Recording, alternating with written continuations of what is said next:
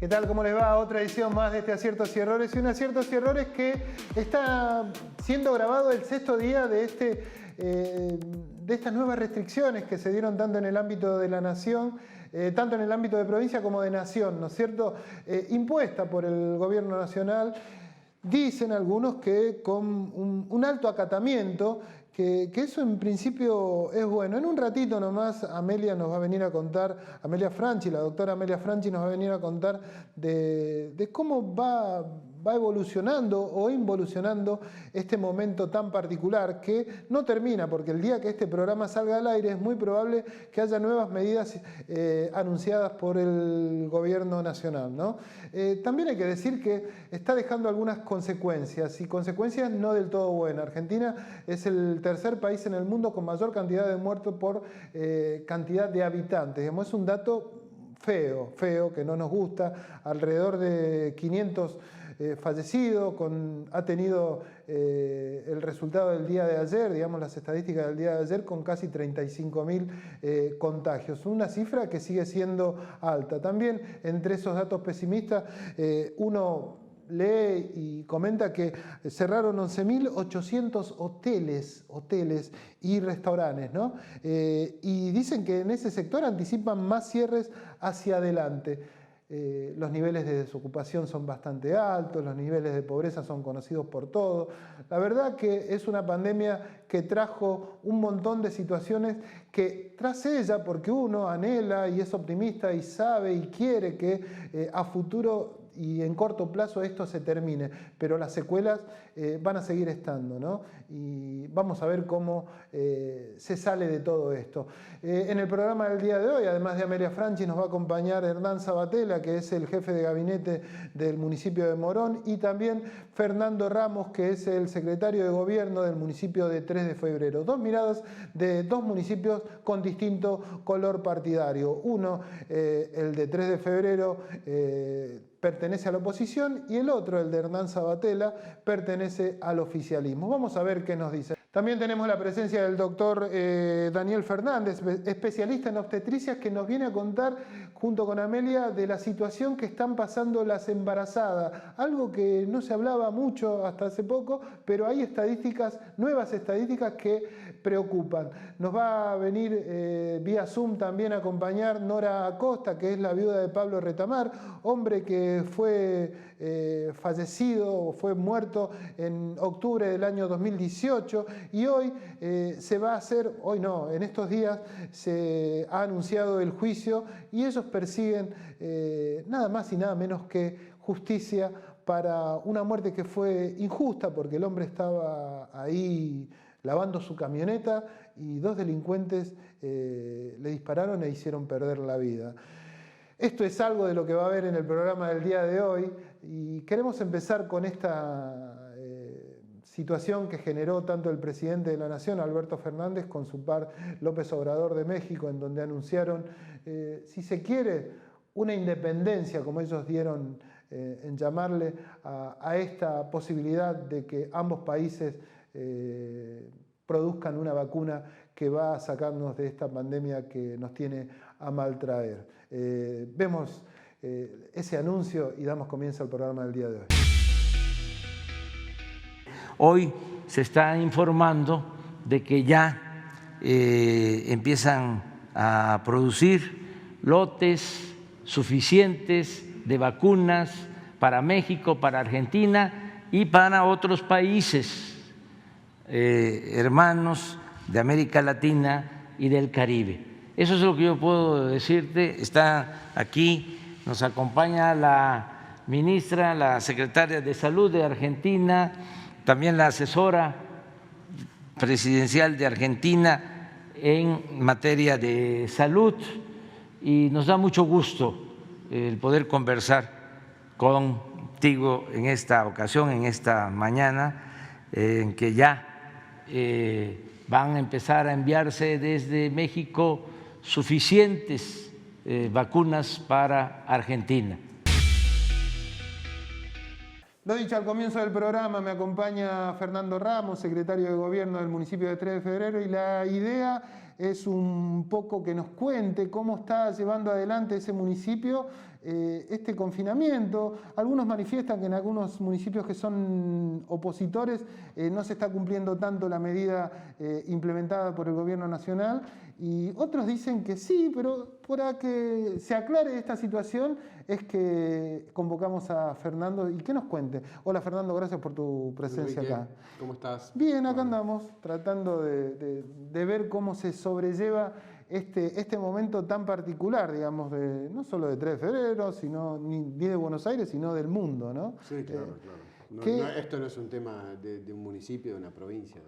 No, por eso mismo. Entonces hay distintas miradas en función del momento. También es cierto que estamos en un año que es electoral y eso también quizás tenga que ver, que no debiera, desde mi punto de vista, pero obviamente es algo que también se asocia en este momento. Contame un poco, ¿cómo está 3 de febrero? Mirá, bueno, yo creo que igual no hay diferencia entre 3 de febrero y el resto de los municipios respecto de cómo está la gente, porque acá mucho más de que cómo está el gobierno, cómo está el municipio, qué es lo que está haciendo, está el lado de cómo está el vecino, ¿no? Y me parece que lo que pasa ahí, que es un factor común, que es, venimos de una cuarentena larguísima el año pasado, donde la economía sufrió y sufrió mucho, y el laburante sufrió y sufrió mucho. Y hoy retomar esa cuarentena con la pérdida de confianza que hubo respecto de lo que pasó el año pasado, hace que la gente esté más reticente a cumplirlo. Y entre la necesidad económica y la pérdida de confianza respecto a las medidas del gobierno, entonces uno nota que el comerciante, que el empresario, que la gente sienta más reticencia. Yo creo que sí hay un mayor cumplimiento respecto de las reuniones sociales, y en eso noto que hay un cumplimiento y que la gente lo cumple, y que no se reúne, pero todo lo que esté vinculado con el trabajo, hoy no están tan dispuestos a renunciar a la posibilidad de poder seguir trabajando. ¿Y cómo se hace en ese marco, digamos, en esa parte de la gente que necesita seguir trabajando, pero a la vez hay un DNU que dice que no debiera hacerlo, digamos, ¿no? Los controles debería aplicarlo la provincia, ¿no? Porque es la que en definitiva adhiere al DNU de Nación, no es el municipio el que tiene que aplicar los controles. Nosotros hacemos varias cosas. Tenemos un programa de preventores comunitarios que están en la calle, en los centros comerciales, ayudando a que la gente esté distanciada, marcando las distancias en los lugares donde se hace fila para comprar, o en un banco, o en un cajero, o en un Rapipago, o en la fila de la parada del colectivo. Te reparten un barbijo si no lo tenés, están con el bidoncito de alcohol para poner en las manos al vecino, y ayudar a concientizar que estamos conviviendo con el virus, que eso va a seguir sucediendo porque la vacunación no viene todo lo rápido que uno quisiera y que sería lo ideal. Y entonces en esa convivencia con el virus lo que nosotros tratamos de hacer es que las cosas sucedan con cuidado. Y lo hablamos acá el año pasado. Sí, que esto iba a ser largo y que íbamos a tener que aprender a convivir con el virus, y yo creo que aún hoy eso de aprender a convivir con el virus sigue sucediendo. Y también tratamos de ayudar a los que más están sufriendo esto, que son en general el laburante, el pyme, el comercio, el emprendedor. Entonces ahí tenemos un programa, hemos lanzado una ayuda económica que va a ser que aquellos que estén en las primeras 2 categorías de la monotasa municipal no van a pagar este tercer bimestre de la tasa de seguridad e higiene. Una forma de ayudar a los que... Lo primero que manifestabas vos, los controles lo tiene que hacer la provincia, y quizás ahí es donde se da este encono, en donde esa frase es más recurrente en aquellos representantes que tienen que ver con la oposición y no tanto con el oficialismo, digamos, porque es un dato no menor, digamos. ¿Cómo hace la provincia para controlar en un municipio como 3 de febrero? Si hay una fiesta clandestina, ¿quién la tiene? La policía. La policía, y la policía depende de la provincia. Digamos, esto es lo que te quiero decir. No se trata de una cuestión ni política ni partidaria, sino una cuestión operativa. Entonces, y además hay que tener en cuenta una realidad. La cantidad de comercios que tenemos en 3 de febrero y de industria que tenemos, sería imposible para el municipio poder ir a controlar todas, a ver cuál es el efectivo cumplimiento. Hemos notado que hay un cumplimiento, en muchos casos de comercios que están con la persiana por la mitad. En el caso de los gastronómicos, se notó que la mayoría está cumpliendo como corresponde este DNU, pero bueno, la están pasando mal y nosotros tratamos en la medida de lo que podemos de acompañarlo y de ayudarlo a que puedan seguir generando cosas, porque queremos que no se pierda el empleo que generan, ni tampoco que cierren esos locales. Vos sos representante de un gobierno municipal que tiene a Diego Valenzuela como su máximo protagonista, ¿no? Y es un hombre que tiene la particularidad de haber sido inclusive elogiado por el propio presidente hace poco tiempo, digamos. ¿Cómo se transita esa idea de ser un gobierno opositor, digamos, por un lado, porque lo es, y por el otro lado, digamos, tener esa particularidad, digamos, de tener cierto vínculo, quizás no tanto con la provincia, porque uno lo ve también, ¿no? Pero sí con la presidencia, digo. ¿Es factible esto o es una estrategia, si se quiere, del propio municipio y de todos sus integrantes y del propio intendente? Nosotros somos un equipo que trabajamos para el vecino de 3 de febrero. Y esa es nuestra prioridad.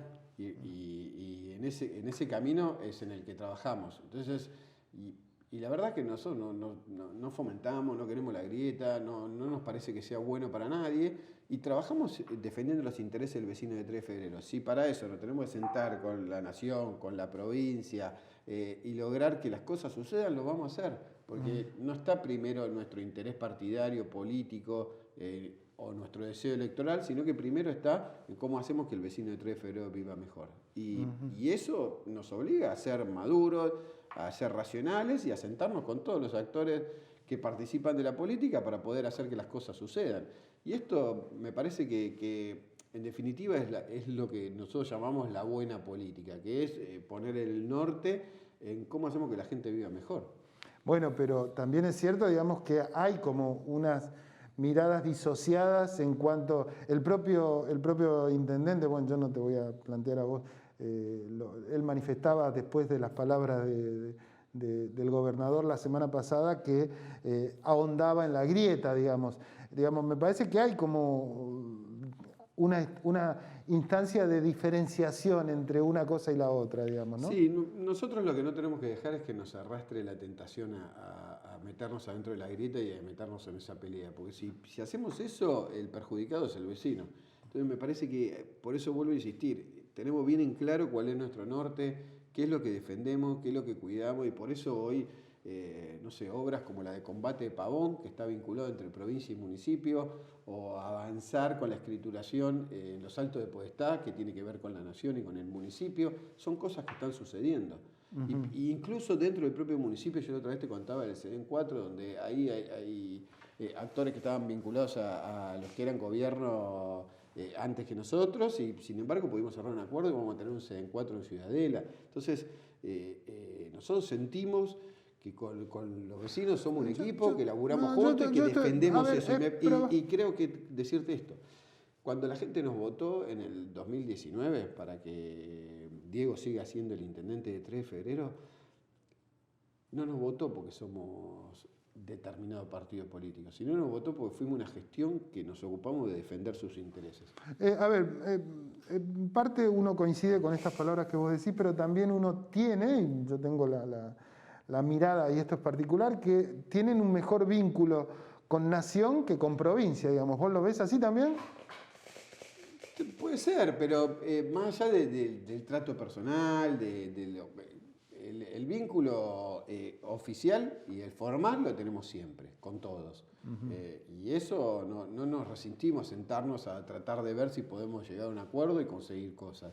Eso lo vamos a hacer siempre. Después uno tiene mejores relaciones con unos que con otros, comparte más miradas con uno que con otros, y por supuesto que el vínculo y la relación es distinta. Yo no sé, con la oposición de 3 de febrero me llevo bien en términos personales con todos. Ahora no tenemos la misma mirada respecto de todos los temas. Sin embargo, creo que es la manera de trabajar. ¿Considerás vos también esto que se manifiesta mucho de que estas diferencias o coincidencias se profundizan o no y tienen mucho que ver con este año electoral? Seguramente, porque creo que algunos sienten que eso les rinde electoralmente. Nosotros no compartimos eso. Creo que siempre fuimos así, aún en el 2015, cuando gobernamos la nación, la provincia y el municipio. Bueno, pero también uno también cuando gestiona para que lo elijan, digamos, ¿no? O sea, hay un componente electoral en el medio. Y te voy a decir qué es lo que hacemos, porque hemos trabajado un montón con gente que no estuvo por ahí con nosotros en lo partidario, por decirlo de alguna manera. Pero nosotros nos ponemos primero, si me apoyás, yo te doy esto. Es al revés. Trabajemos juntos y yo quiero que con el tiempo ese trabajo que hagamos te convenza a vos de que nosotros somos buenos para seguir gobernando. Esta es la realidad. Y así trabajamos y lo hacemos con todos, con las instituciones, con los clubes, con los centros jubilados, con los grupos SCAP, con los centros comerciales. Primero trabajamos con ellos. Y tratamos de mostrar que hacemos las cosas bien y que se convenzan o que crean que realmente somos juntos el mejor equipo para seguir gobernando el 3 de febrero. ¿Crees que por eso los eligieron de nuevo? No tengo dudas. No tengo dudas porque que nos eligieron de nuevo porque nosotros ponemos la prioridad en el vecino. Ya para ir concluyendo, en este año electoral vos hace tiempo que no sos partícipe de una elección. ¿Crees que estás en condición, te gustaría participar nuevamente? Yo soy parte del equipo de Diego y del equipo que hacemos con los vecinos. Sos un soldado, como se dice habitualmente. No, soy un soldado, porque tiene que ver con otra cosa. Yo me siento cómodo pudiendo hacer cosas, sentir que ayudamos, que la gente progrese y puedo estar en un lugar o puedo estar en el otro. Me siento cómodo dentro de este espacio y dentro de este equipo, así que con todo gusto estaré donde, qué sé yo, en este caso Diego, y se considere que sea mejor. Pero no me desvela ni una cosa ni la otra, sí me desvela poder seguir haciendo cosas. Y ser parte de esto también. Obvio. ¿Qué pensás que va a dejar la pandemia? Digamos, en los lugares, porque uno siempre habla de manera grandilocuente, digamos, a nivel, qué sé yo, mundial, o viste, vamos a ser mejores y todo lo demás, pero digo, más en lo mundano, más en lo distrital, ¿qué crees que Mirá, va a pasar viste que posterior a eso, digamos, ¿no? Posterior, porque se va a salir, yo creo que se va a salir, más allá de que muchos, digamos, y de este lado hablen de la falta de vacunas y de un montón de cuestiones más, yo creo que cada vez está más cerca, uno aspira y es optimista que esto termine lo más pronto posible, ¿no? Sí, yo creo que siempre hay como esa tendencia del sálvese quien pueda y esas cosas, y creo que esta pandemia nos puso en el lugar de, cuando viene la vacuna, y estamos todos de acuerdo con que primero vacunamos a los de más 80, después a los de más 70, después a los de más de 60, después a los que tienen como... Y nadie que tiene 40 años y está sano, está enojado porque vacunar a los de 70 y no a él, digamos. Y me parece que ese principio de solidaridad hay que tratar de explotarlo, de fomentarlo, porque me parece que ahí donde nos dimos cuenta que si nos ponemos de acuerdo en algunas cosas, sucede mejor, digamos, de manera más prolija, de manera más ordenada. Y la verdad es que yo quiero que la vacuna la tenga mi mamá antes que tenerla yo. Y me imagino que a vos te pasa lo mismo y todos tenemos ese No, en términos de... Si en realidad yo quisiera que la vacuna la tengan todos, digamos. Es que sí, obvio, pero se ha expresado mucho en que hay mucho más solidaridad. Nosotros recibimos un montón de donaciones de empresas, de personas. De hecho, ahora armamos un programa que se llama Donar en Red, que es para que el vecino y la empresa pueda hacer sus donaciones y después canalizarlas con un vecino, con una institución, y entonces esa donación que vos hiciste de ese televisor de tubo que tenía en tu casa que sigue funcionando pero que no lo usas más, el municipio pasa, te lo retira y se lo lleva un vecino en condiciones vulnerables y te va a mandar la foto y dice, tu televisor lo tiene tal vecino tuyo y sentís que podés ayudar. Y eso está funcionando, porque me parece que ha despertado mucho más la solidaridad entre todos. En un punto sí, pero también ha crecido mucho la desigualdad también, ¿no? Digo, me parece que eso es un dato. Pero eso tiene que estar más vinculado a la economía. Bueno, está bien, pero es parte también de todo este proceso. Digo, aquellos que, si ha crecido la desigualdad, aquellos que tienen mucho, debieran también reverlo a eso, ¿no? Sí es importante que después de esto nos enfoquemos en aquellos que trabajan, en los que producen, en los que generan empleo, que son los que realmente y de manera genuina hacen un aporte al crecimiento del país. Y eso sí que para nosotros es un norte. Fernando, te agradezco tu presencia acá en Acierto Cielo. Como siempre, muy amable el secretario de Gobierno. Hay un montón de cuestiones que espero, digamos, cuando esto pase, porque yo sé que va a pasar, vamos a seguir charlando. Y ahora que se adelantaron las elecciones, calculo que va a haber bastante tiempo para charlar de otras cosas. Gracias, Fernando. A vos. Nosotros vamos ahora a hablar vía Zoom con otro integrante, digamos, pero en este caso del gobierno de Morón. Estoy hablando de Hernán Sabatella. En Morón volvió el día verde. Los miércoles solo sacar residuos reciclables. Solo residuos reciclables. Como papel, cartón, plástico, vidrios y metales. Todos limpios y secos. Municipio de Morón. Corazón del Oeste. Te presentamos Doctoros de PIM, un servicio de nuestra obra social, por el cual podés comunicarte con un médico a través de videollamadas las 24 horas del día, los 7 días a la semana. Baja la aplicación y sumate a la telemedicina a través de tu consulta médica online, sin salir de tu casa. OSDEPIM, te estamos cuidando. Lo manifestado antes del corte, me acompaña Hernán Sabatella, jefe de gabinete del municipio de Morón. Y la idea es que nos cuente un poco el hombre cómo se está llevando en ese lugar, en ese municipio, que es de color distinto al que recién me hablaba el propio Fernando Ramos, de cómo se lleva este tema de restricciones, ¿no? Aproveché para, como hablamos vía Zoom, para sacarme el barbijo. ¿Cómo te va, Hernán? Gracias por estar con nosotros. ¿Qué tal? No, gracias a ustedes por la comunicación. Bueno, la idea es un poco eso, que nos cuentes cómo está Morón en este momento. Mirá, estamos en el marco de la situación sanitaria que atraviesa el país en su conjunto y el AMBA en particular. Morón no está exento a esa situación crítica en términos sanitarios, pero estamos con la posibilidad que nos dio esa cuarentena del año pasado más estricta, dotar a nuestro sistema de salud, tanto público como privado en Morón, de los insumos, las camas, los respiradores necesarios para afrontar esta etapa tan compleja que estamos viviendo hoy. Estamos con la situación de las camas al límite, el 87% de terapia intensiva del distrito, sumando las públicas y privadas, las camas del sistema público y privado, cubierto. El hospital de Morón está al 100%, estamos en una situación muy compleja, al 100%, pero bueno, enfrentando la situación, como te decía, con las condiciones y equipamiento necesarios para afrontarla.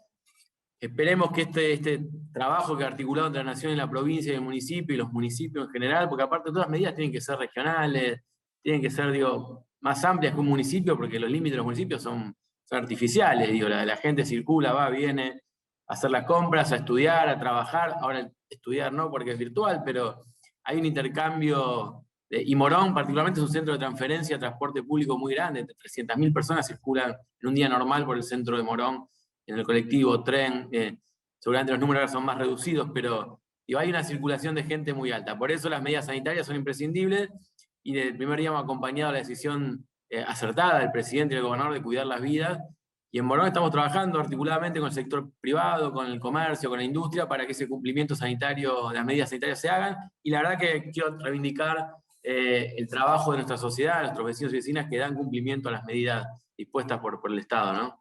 Hay una idea, digamos, en algunas partes de la sociedad que piensa que aquellos municipios que son de color del oficialismo hacen cumplir más las medidas que aquellos que son de color de la oposición. ¿Vos tenés esa mirada también? Mira, puede ser que haya algunos municipios que entiendan por una posición más política y no sanitaria, que es inexplicable e inentendible en este contexto donde estamos defendiendo la vida y la salud de nuestros vecinos y vecinas, prioricen las decisiones políticas sobre las cuestiones sanitarias, ¿no? Y seguramente hay municipios que relajan los controles por no coincidir con estas medidas de cuidado de nuestros vecinos y vecinas. Pero entiendo que después prima la responsabilidad, digo, lo que nos pasa a nosotros le pasa a todos los municipios, la saturación en el sistema de salud la tienen igual, digo, la situación compleja en los efectores de salud público también lo tienen, o sea, digo, más allá de lo que puedan decir públicamente, después entiendo que estas medidas en lo concreto las tienen que acompañar porque si no la situación se va a agravar mucho en sus distritos, o sea, nadie está exento más allá de la cuestión política, por eso creo que acá discutir en términos políticos partidarios o electorales, como lamentablemente lo hacen muchos, es muy mezquino, es la verdad, de una falta de responsabilidad. Nosotros estamos acá, los funcionarios públicos elegidos por nuestros vecinos y vecinas, para cuidar de sus vidas, para darle una respuesta a esta situación compleja con medidas concretas, no especulando si te da un voto más o menos. Acá tenemos que cuidar la vida de nuestros vecinos y vecinas. Que el vecino que está circulando por la calle, acá en la puerta del municipio, no esté expuesto a una situación compleja en términos sanitarios. Esa es nuestra única responsabilidad. Después discutiremos lo electoral, lo político. A mí me parece la verdad una falta de respeto y a veces escuchamos unos discursos pensando en el electoral, en un voto más, menos, en el contexto donde lo único que importa es la vida. Yo creo que hay dirigentes políticos que la verdad no le importa la vida de la gente. No le importó cuando gobernaron, cuando destruyeron el sistema de salud, cuando le sacaron el rango de ministerio. De hecho, el Ministerio de Salud nos pasó en Morón, un hospital sin insumos, un hospital que estaba detonado. Estaba la protesta de los profesionales de la salud planteando que no había insumos, los vecinos no tenían ni una aspirina para ser atendidos en el hospital.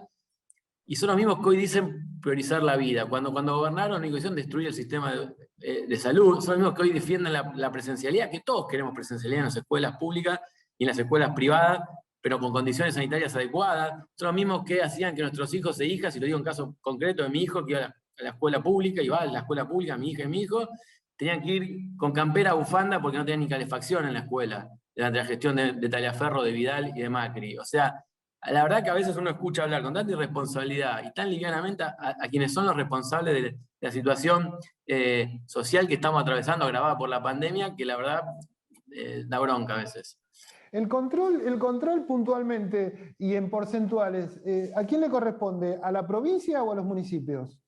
Lo tenemos articulado junto a las fuerzas de seguridad. Las medidas, ¿no? No, en principio el municipio, digo, el responsable directo de cumplir las medidas es el municipio, ejerciendo el poder de policía en términos de fiscalización de la actividad comercial e industrial. Después tenemos algunas cuestiones más vinculadas a eso, el municipio, pues cuestiones de cumplimiento en la vía pública, de la circulación, y eso es más articulación con las fuerzas de seguridad, digo, con la policía bonaerense, con las fuerzas federales también que están trabajando en el territorio, junto a nuestros equipos de tránsito, pero el que tiene ahí la competencia más de la circulación es la provincia y las fuerzas federales de seguridad. Pero trabajamos mucho en articulación, la verdad que hemos logrado articular muy bien, no solamente las políticas sanitarias y asistencia alimentaria, por ejemplo, o el sistema alimentario educativo en las escuelas, con la provincia, sino también esta cuestión de fiscalización de las medidas más vinculadas a esto, a la circulación, a los permisos. Eso se trabaja con las fuerzas de seguridad provinciales y federales, con el acompañamiento de nuestros equipos de tránsito, de seguridad ciudadana, pero ahí es una tarea más compartida que la fiscalización concreta de la actividad comercial, del cumplimiento del protocolo sanitario en los negocios, de que no abran los negocios que no son esenciales o que cumplan con las condiciones de apertura del comercio. Eso es más responsabilidad municipal, pero lo que es la circulación y todo lo que hace a la cuestión ambulatoria junto al Estado provincial y nacional. Estas restricciones, digamos, que se han implementado tanto del Estado provincial y nacional, ¿atentan contra la economía, digamos, de los municipios en este caso y de las personas, digamos, particularmente de los comercios, de las industrias? Sí, sin duda.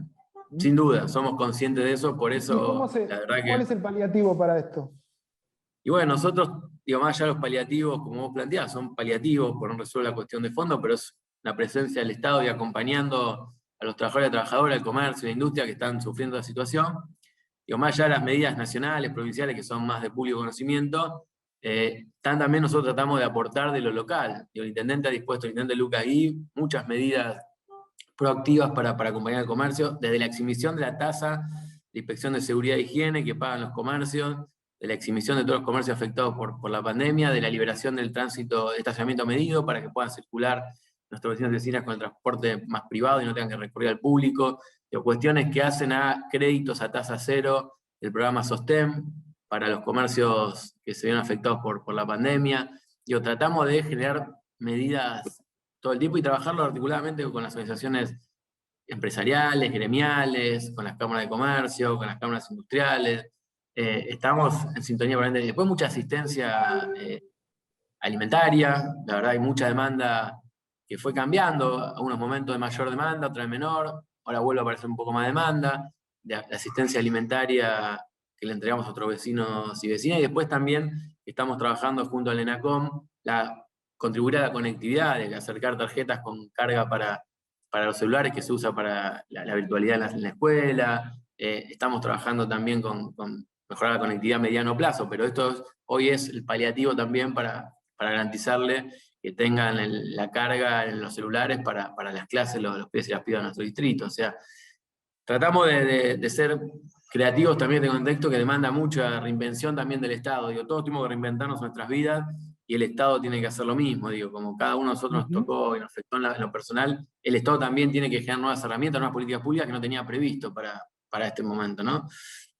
Hernán, ya para ir terminando, digamos, ¿qué crees que va a pasar? Porque esto va a terminar, digamos, la vacuna, ojalá, Claro. Digamos, pronto. Y Morón está primero en vacunación, no nos gusta hacer autobombo, pero Morón está primero en vacunación, es el municipio que más ha vacunado en proporción a sus habitantes, o sea, tenemos ese orgullo también, y producto de un trabajo muy intenso que hemos hecho del municipio, de promover la inscripción a la campaña de vacunación, de poner mesitas en los barrios, de salir de la unidad de gestión comunitaria a buscar vecinos y vecinas que se inscriban, ayudarlos, y hoy somos el municipio que más vacunados tiene, o sea, eso también no es menor porque nos ayuda a abordar la cuestión de fondo. Eso habla bien de Morón, pero también habla muy mal de los otros municipios, digamos, porque No, yo no quiero descalificar a lo demás, creo que ha sido mérito nuestro, en este caso, por una política muy activa nuestra de salir a buscar al vecino y a la vecina, no esperar que venga a inscribirse, sino que el vecino y la vecina sienta en el municipio, los convocaba y los ayudaba, a veces adultos mayores capaz que no conocían cómo usar la aplicación o cómo inscribirse, desde el municipio le inscribimos, el 0800, las mesas en la calle,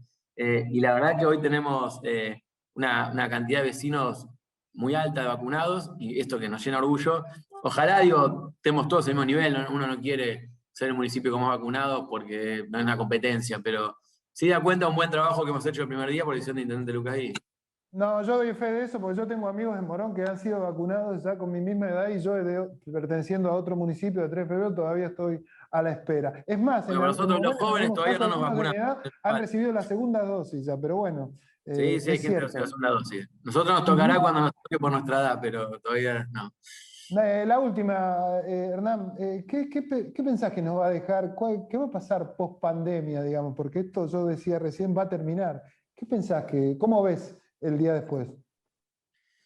Bueno, nosotros venimos trabajando en la pospandemia también, ¿no? Digo, el Estado afrontando la coyuntura, pero también la pospandemia. Y la verdad que debería dejarnos varias enseñanzas. Primero, que tiene que haber un Estado presente. Que esto hubiera sido terrible, hubiera sido más trágico con un gobierno ausente como el de Macri, de Vidal y Taliaferro acá en Morón.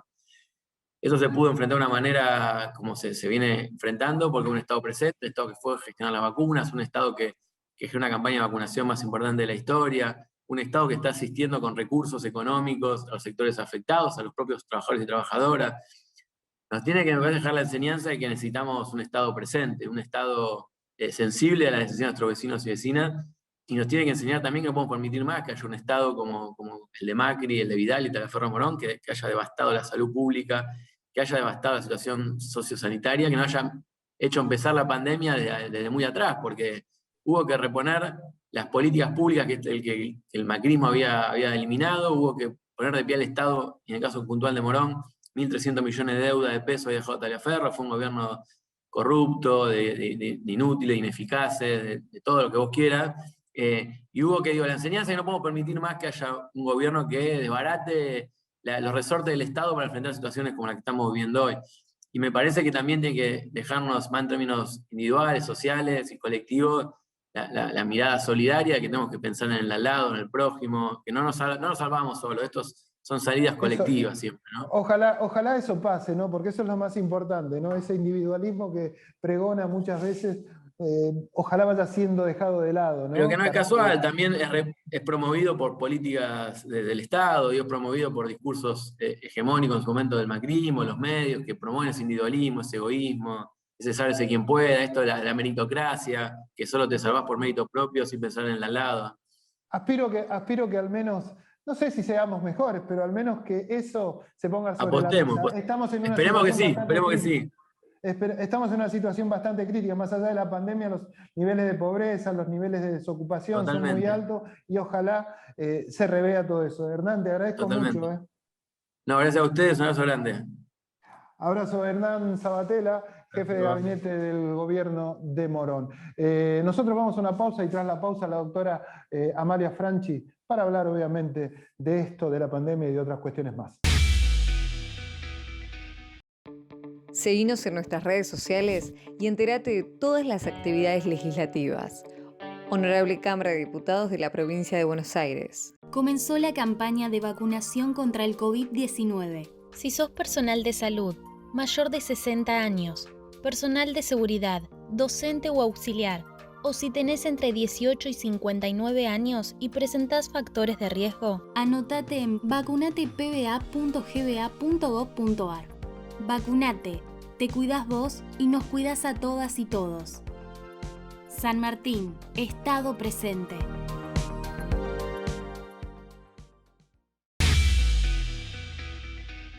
Volvemos al barbijo porque me acompaña en este bloque Amelia Franchi, la doctora, que viene a contarnos un par de cuestiones. Pero antes yo quiero aclarar, porque yo dije que en Morón se está vacunando de manera distinta que en 3 de febrero, recién con la nota que teníamos con Hernán Sabatella. Es cierto esto, ¿no? Pero hay un dato que no quiero soslayar. En Morón es un municipio que pertenece al oficialismo y la campaña de vacunación la está llevando el oficialismo. Y en 3 de febrero es un gobierno de la oposición y la campaña de vacunación no la está llevando adelante el municipio, sino gente relacionada al oficialismo nacional y provincial. Aclaro esto para que no quede en duda. Ahora sí nos metemos de lleno con Amelia y que nos cuente qué tal, Amelia, esta semanita con restricciones que, bueno, nosotros desconocíamos la semana pasada cuando grabábamos el programa, ¿no? Sí, vos sabés que, bueno, fue muy efectivo la cantidad de gente que dejó de circular, pero hay cifras de otras provincias y hay cifras nuestras de acá del AMBA, ¿no?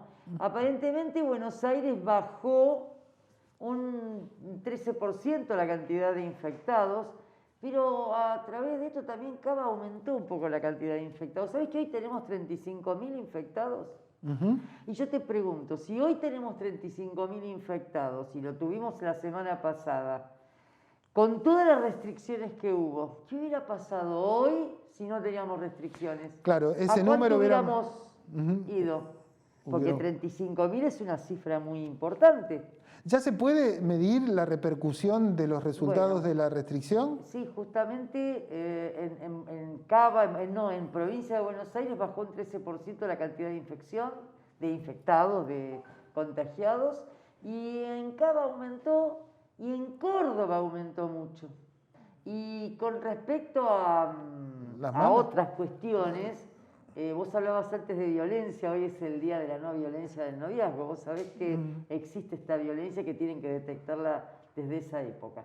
Y la otra situación que te quería contar, que lo vamos a dejar para la semana que viene, que es lo del melanoma, que es la Semana Mundial del Cáncer de Piel, que después lo vamos a charlar bien la semana que viene. Te quiero contar que ya se ha terminado el trabajo que ha hecho materno-infantil, el programa materno-infantil, y se ha visto la cantidad de embarazadas que están teniendo vulnerabilidad, con lo cual se está pidiendo, en este momento ya antes se anotaban para la vacuna las embarazadas con hipertensión, con algún caso de problemas a nivel de salud. Ahora se está hablando de que tienen que darse todos la vacuna. ¿Por qué? Porque se detectó que hay muchas complicaciones con las embarazadas cuando tienen COVID. Y de eso vamos, nos va a hablar en la nota, ¿no? Nos va a hablar porque tenemos una nota que hicimos un Zoom la semana pasada con el doctor. Preséntelo usted, doctora, y nos vemos la semana que viene, dale.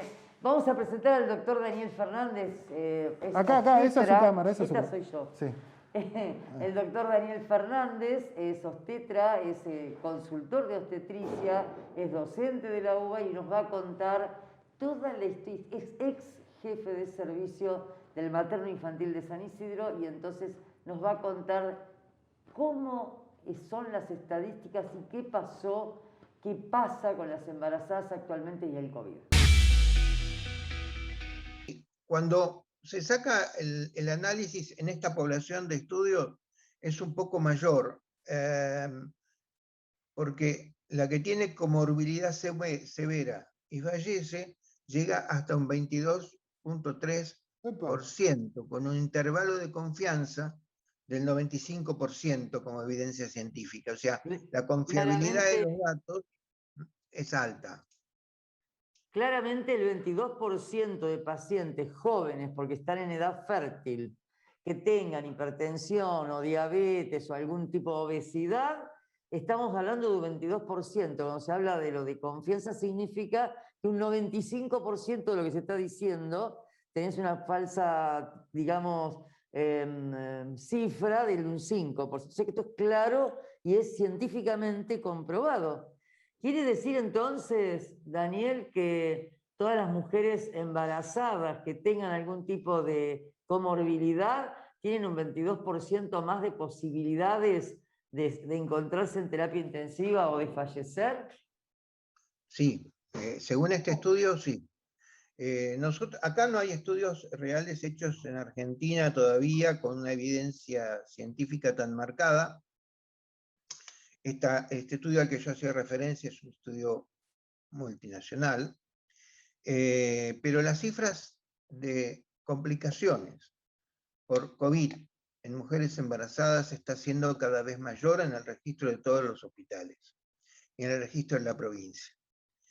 Este registro no es el que habitualmente se publica, faltan datos cuando se expone las tablas de pacientes de riesgo y las comorbilidades de riesgo para COVID, no se incluye a la embarazada en este punto. O sea que primero que tenemos que hacer es ver esta subpoblación de pacientes que van a estar expuestas para poder determinar claramente cuál es su compromiso.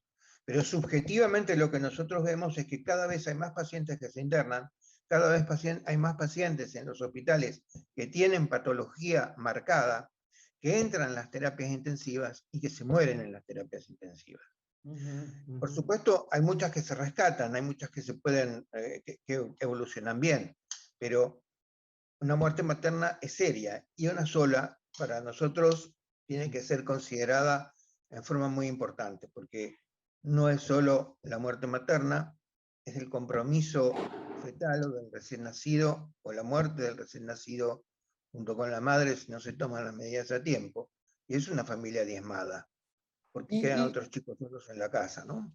Y con este panorama, ¿cuál es el mensaje o el consejo que desde la medicina se puede dar? Digamos, porque bueno, lo primero que uno podría atinar a decir, bueno, no habría que embarazarse, digamos, a las mujeres, pero no es esa la cuestión, digamos. Me parece que, calculo que ustedes también ven este panorama y deben sacar algún tipo de conclusión en función de esto, ¿no?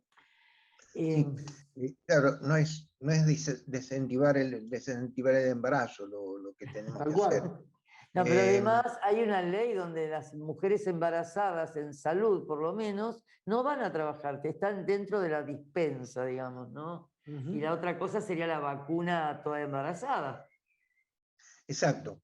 Esto, hasta ahora la vacuna tenía sus limitaciones en función de que no estaban completados todos los estudios de seguridad, fase 3 y fase 4, digamos, que se fueron completando ahora, en estos días, con lo cual sobre la embarazada no se tomó ninguna determinación en cuanto a la vacunación. Quedó como una evidencia marginal, pero sin ninguna determinación, más que los cuidados habituales del barbijo, el lavado de manos, el distanciamiento social. Pero evidentemente esto se ha modificado en el tiempo. Estados Unidos, el American College en Estados Unidos y el Royal College en Inglaterra, ya están incentivando y dan recomendaciones de que se incentive la vacunación en las mujeres embarazadas.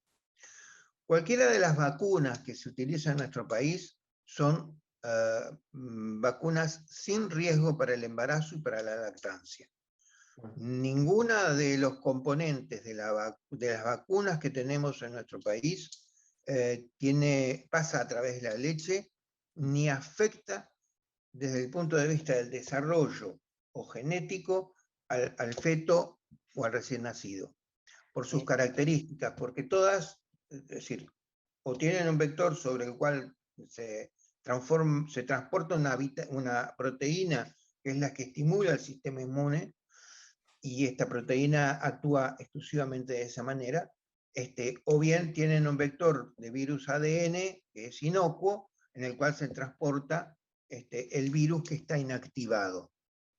Y entonces no hay posibilidades de que transmita la enfermedad o que produzca algún tipo de alteración. Una última preguntita, Daniel, y te dejamos. Y quería saber si tenías alguna cifra de la provincia de Buenos Aires de embarazadas fallecidas en números, o de la región sanitaria quinta. En la provincia de Buenos Aires, lo último que yo tengo registrado, seguramente entre anoche, hoy a la mañana o mañana van a aparecer nuevas cifras, hay 5.921 pacientes, 5.921 pacientes embarazadas, de los cuales el 20% corresponden a la región sanitaria quinta. El resto está disperso en el interior de la provincia.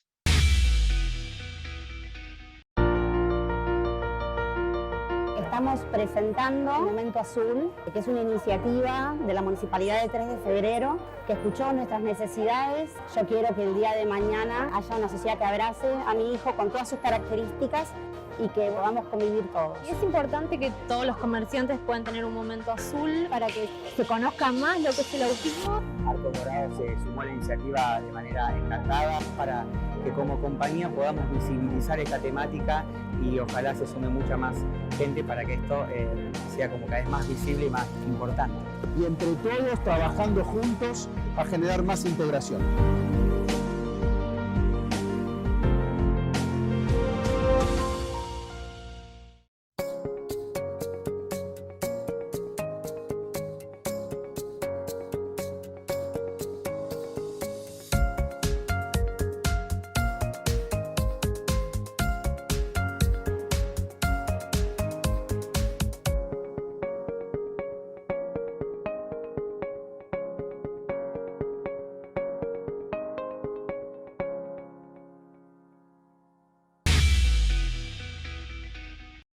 Como lo dijimos al comienzo del programa, nos acompaña Nora Costa, que es viuda de Pablo Retamar, que falleció en octubre del año 2018.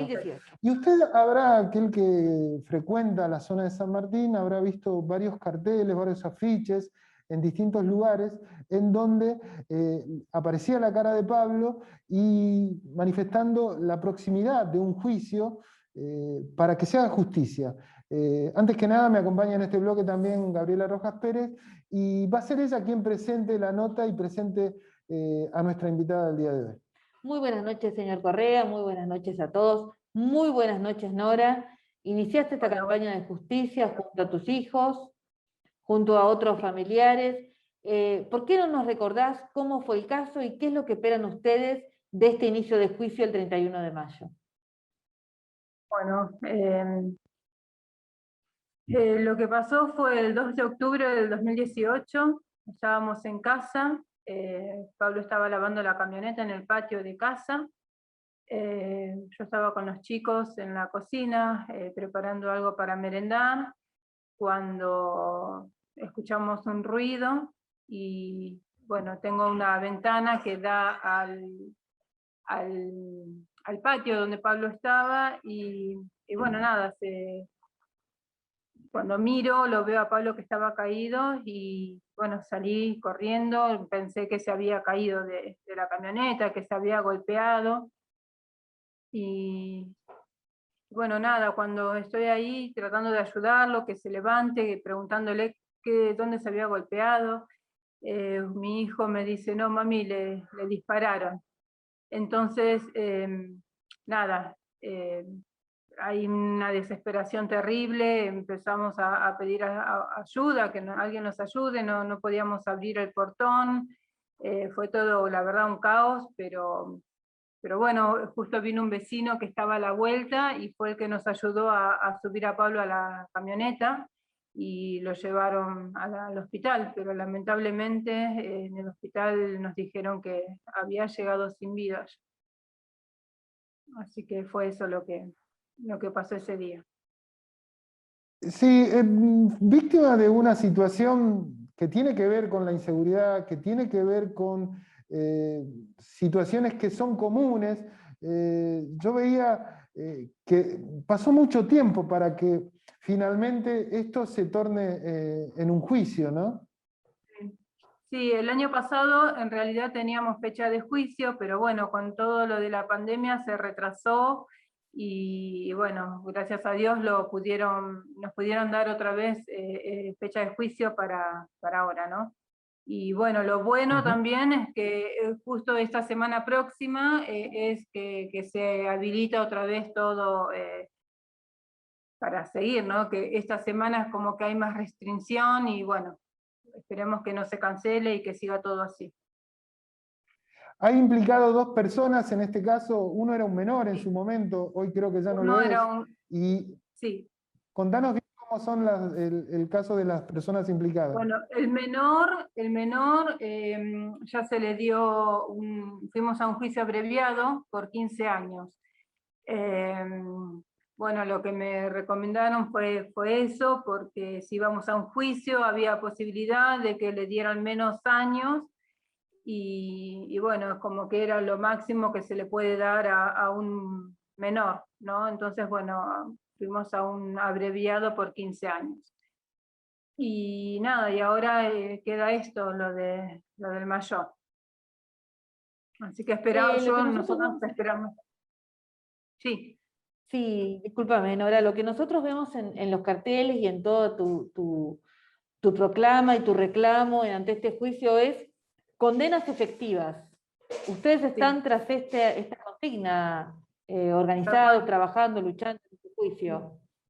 Sí, es que queremos eso, que las condenas sean firmes y que sean efectivas, porque una vez que uno está de este lado, nos damos cuenta de que no es fácil la justicia, primero conseguirla, porque tenemos que hacer todo un trabajo para lograr tener una fecha de juicio, y esto tampoco nos garantiza nada, ¿no? Pero si las condenas se logra que sea efectiva y firmes, es como que ya no tendrían tantos beneficios, porque la verdad que uno siente que siempre los beneficios son para los delincuentes y no para las familias. Nos sentimos no tan apoyados, ¿no? Desde la justicia hacia la víctima.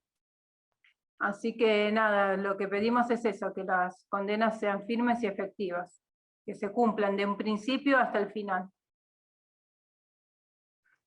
Bueno, la verdad que es un caso, digamos, que muestra varias cuestiones, ¿no? El tema de la inseguridad en un punto, el tema de la delincuencia también, digamos, que es muy habitual, y la desprotección que tienen muchos ciudadanos comunes, digamos, en función de nada, porque hasta donde uno sabe, Pablo estaba lavando una camioneta, digamos, no estaba haciendo absolutamente nada, y de la nada perdió su vida.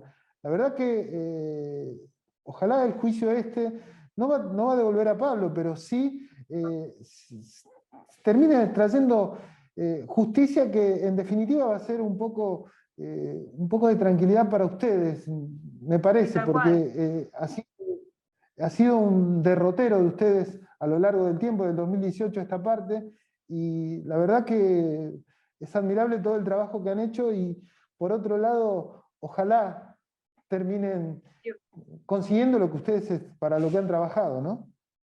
Sí, la verdad que es eso, es un trabajo, una lucha, ¿no? Para lograr, Dios quiera, la justicia que uno espera para tener un poco de tranquilidad, porque la verdad que quedándonos en casa sin hacer nada, esperando a la fecha de juicio, no sé si la tendríamos si no hubiésemos hecho nada. Así que nada, espero eso, que se haga justicia realmente, y que para los próximos casos que vienen no sea tan difícil, sino que la justicia sea instantánea o espontánea, ¿no? Que haga lo que tenga que hacer, sin que las familias, con el dolor y con la carga que uno tiene emocional, tener que hacer todo esto no es fácil. Nora, agradecerte, acompañarte en el deseo de la reparación simbólica que el Estado te debe dar a través de la justicia en el asesinato de tu compañero, y bueno, ir comunicándonos con vos para que exista la justicia, ni más ni menos. Muchísimas gracias por tu participación y tu testimonio. Muchísimas gracias a ustedes. Gracias, Nora. Era Nora Costa, viuda de Pablo Retamar, que falleció, como bien lo decía Gabriela, en octubre del 2018, asesinado por unos delincuentes, y tiene el juicio el 31 de mayo, el 2 y el 4 de junio a las 9:30 en los tribunales de San Martín. Así que lo único que uno pretende es que la justicia sea justa, nada más ni nada menos. Sí, yo creo que realmente lo que muestra Nora es esta cuestión de la mayoría de los familiares de tener que organizarse para obtener algo que el Estado debería brindar naturalmente, ¿no? También es como, siempre hay como en estas situaciones un hilo muy fino entre, bueno, la pena de muerte, la condena, qué se hace con los delincuentes, dónde realmente se reforma ese accionar, qué pasa con las cárceles. Digo, es como que siempre es una situación muy difícil, pero el pedido es claro, es un pedido de justicia y de condenas firmes. Esto es lo que está pidiendo la familia, que se cumpla lo que se dice. No es poco, y yo creo que la organización de todos los familiares es la que está logrando, porque además los casos que están organizados no son solo casos de violencia de asesinato por delincuentes, sino también de violencia del Estado. No hemos tenido hace un par de días nada más un patrullero que mató en San Martín a un joven, digamos. Esta misma organización de los familiares. Y creo que Nora era muy clara. Si los familiares no se organizan, la justicia tarda muchísimo. Y entonces, cuando la justicia tarda tanto, ¿es justa? Es la pregunta que nos estamos haciendo hace años. Gabriela, te agradezco tu presencia acá, como siempre, ha sido muy amable y la verdad que un testimonio muy claro, muy desgarrador por el momento, pero que es parte de esta realidad y de esta cotidianidad que también tiene que ver en medio de toda esta pandemia. Exactamente, una mujer fuerte. Gracias, Gaby. Nosotros nos vamos y como siempre digo, espero que este programa y que es lo que usted ha visto acá haya servido de algo. Nos encontramos la semana que viene con más aciertos y errores. Han sido muy amables por estar del otro lado.